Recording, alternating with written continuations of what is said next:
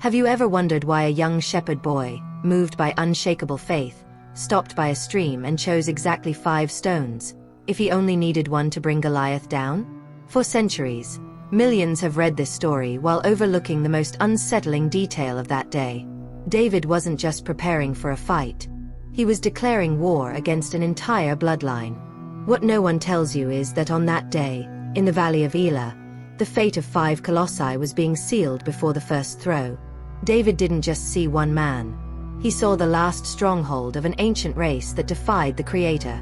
The Valley of Elah was not just a battlefield. It was an abyss of geological and spiritual despair. On one side stood the army of Israel, paralyzed by fear, men who had forgotten the promises of their fathers. On the other, the Philistines, mocking the Hebrews' cowardice. In the center, the silence was broken only by the voice of a monster, Goliath of Gath. He was a wall of flesh and bronze, nearly 10 feet tall, wearing a coat of mail that shimmered like the scales of a metallic serpent. The air smelled of metal, sweat, and imminent death.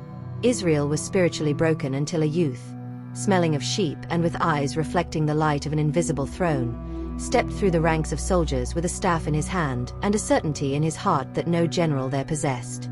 David refuses King Saul's heavy armor. He knows he cannot fight a war of the spirit with the tools of the flesh. Upon reaching the brook, he does something that baffles the strategists. He kneels. While the giant hurls insults from above, David ignores the noise and focuses on the water. He seeks smooth stones, shaped by the river's patience. 1, 2, 3, 4, 5. Why 5? Was it a margin of error for a human arm? Or was David seeing beyond the horizon of that combat? Scripture does not waste details. If there were 5 stones, there was an army of shadows waiting behind Goliath. David knew something the generals of Israel ignored. The giant was not alone on the earth. Look closely at the shadows of the Philistine tents, beyond the glow of the enemy campfires. Goliath was not an isolated freak of nature. He was the visible face of a legacy of abomination. He had brothers, descendants of Arba, a lineage of relentless warriors known as the Rephaim. There was Ishbi-Benob, whose bronze spear weighed over 7 pounds, a monster who swore to exterminate the line of Judah. There was Saph, a giant whose strength could crush shields like parchment. There was Lomi, Goliath's brother, whose physical prowess was legendary and terrorized the borders. And there was the 5th, an anonymous warrior of Gath, a genetic anomaly of terrifying power, possessing 6 fingers on each hand and 6 toes on each foot, 24 marks of raw, supernatural strength. David wasn't gathering ammunition for fear of missing. He was collecting the death warrant for each of Goliath's brothers. Those 5 stones were a prophetic warning. The shepherd of Bethlehem didn't come just to strike down a champion, but to extinguish a race of oppressors. David wasn't there for human glory. He was there out of holy indignation. While the soldiers measured Goliath's height in inches, David measured God's promises. His motivation wasn't Saul's gold or the princess's hand. It was zeal for the name that was being blasphemed.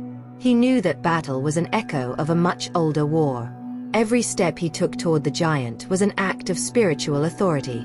Goliath sees the youth and curses him, mocking his appearance, but David responds with words that cut the air like swords. "You come against me with sword and spear, but I come against you in the name of the Lord of hosts." The giant raises his spear, heavy as a weaver's beam, and begins his march of death. The earth trembles beneath his feet. But David does the unthinkable. He doesn't wait for the attack. He runs toward the danger. He reaches into his pouch and feels the cold of the first stone, the stone destined for the first of the brothers. The movement is fluid, cinematic. The sling spins, a sharp whistle cuts the wind, and the leather releases divine justice. It isn't just a shepherd's physics driving the projectile. It is the breath of the Almighty guiding the stone through the gap in the bronze helmet. Absolute silence falls over the Valley of Elah. The stone sinks into Goliath's forehead. The colossus freezes. His eyes lose focus, and the mountain of flesh collapses, kicking up a cloud of dust that blankets the battlefield. The impossible happened before the eyes of 2 armies. David uses the enemy's own weapon to seal the victory. decapitating the pride of the Philistines. The other 4 stones? They remained in the pouch that day, kept as a silent reminder. Years later, David's mighty men would use those same stones, or what they represented, to hunt down and defeat each of Goliath's 4 brothers. The giant's lineage was erased from history by the faith of a youth who refused to believe the size of the problem was greater than the size of his God. Perhaps today you stand before your own Valley of Elah. Perhaps your giant screams so loud that fear has silenced your identity. But remember David's 5 stones. God didn't call you just to survive the confrontation. He called you to end the cycle. The army of problems may be great, but the Creator has stones of provision for every one of them. It's not about human strength.